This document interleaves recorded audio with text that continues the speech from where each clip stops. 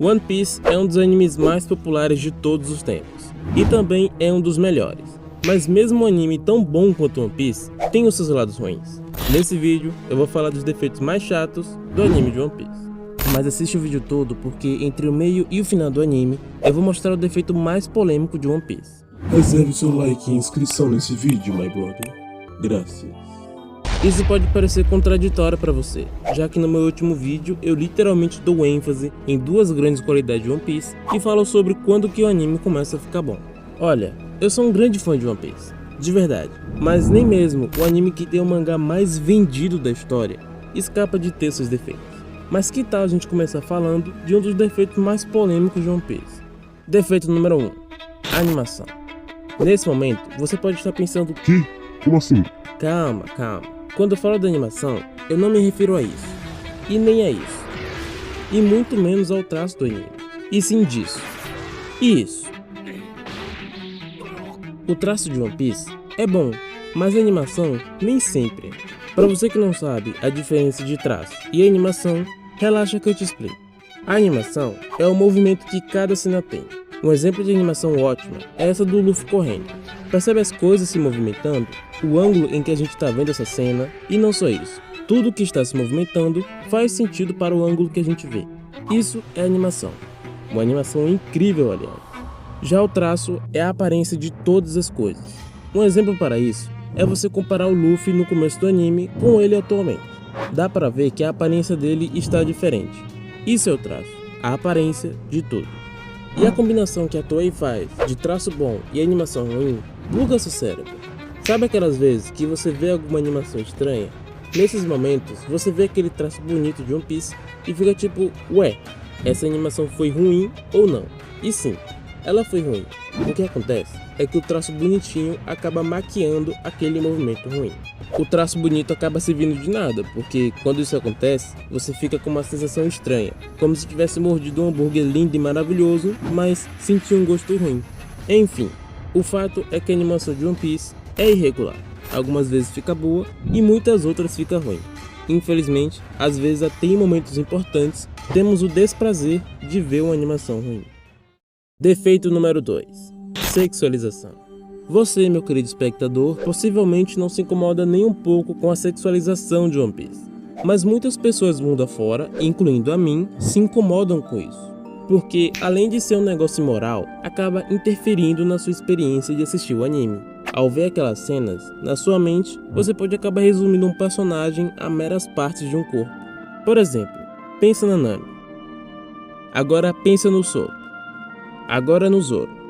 E por fim, no Luffy. Ao pensar na Nami, possivelmente veio na sua cabeça a imagem dos peitos, bunda, coxas ou qualquer outra parte do corpo. Ao invés de pensar em uma obcecada por dinheiro, uma grande navegadora ou no recente momento de coragem dela no anime. No Usopp, você com certeza pensou que ele é um mentiroso, medroso, um grande atirador ou até mesmo nos seus momentos como God Usopp. No Zoro, você provavelmente pensou em músculos e peitoral, ao invés de um grande espadachim, um perdido compulsivo e um grande cachaceiro. Bom, no Luffy é quase inevitável pensar na grande determinação dele, no seu carisma, na sua força e no seu vício por carne. Isso não se aplica a todo mundo, mas se você realmente pensou nesses dois personagens do jeito que eu falei, isso significa que a sexualização deles afetou sua experiência com a obra. Querendo ou não, é um ponto negativo.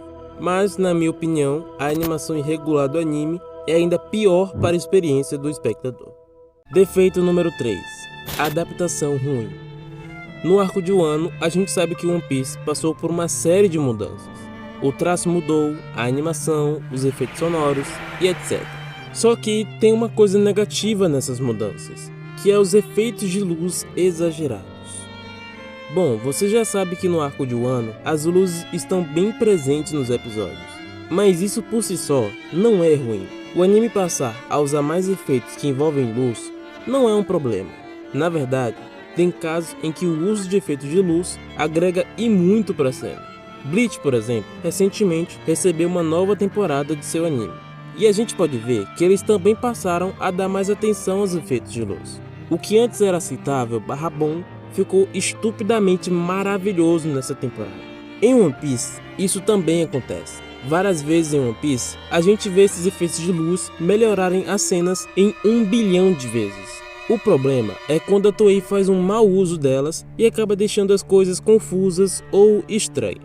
Por exemplo, antes de Wano, a gente entendia que um personagem estava usando o Haki quando a gente via um escurecimento em alguma área ligada ao corpo, certo? Certo. Só que em Wano, eles adicionaram esse tipo de aura escura para mostrar que o personagem está com raiva ou que está usando o Haki. Às vezes representa até mesmo as duas coisas. O problema é que, além de ser difícil de entender se a aura está representando raiva ou Haki, esse efeito se parece com o efeito do Haki de armamento avançado e pode acabar confundindo o espectador, como eu mesmo já vi confundir. Se parasse por aí, estaria tudo bem, mas acontece que surgiu o imbuimento do rei, que é quando alguém reveste os próprios golpes com o Haki do rei.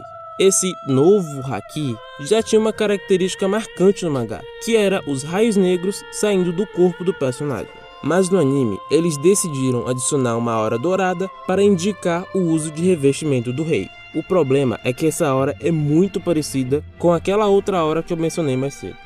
Finalizando o tópico, esse uso exagerado nos efeitos de luz acaba se tornando um problema, porque confunde a interpretação dos espectadores e algumas vezes deixa a cena muito poluída.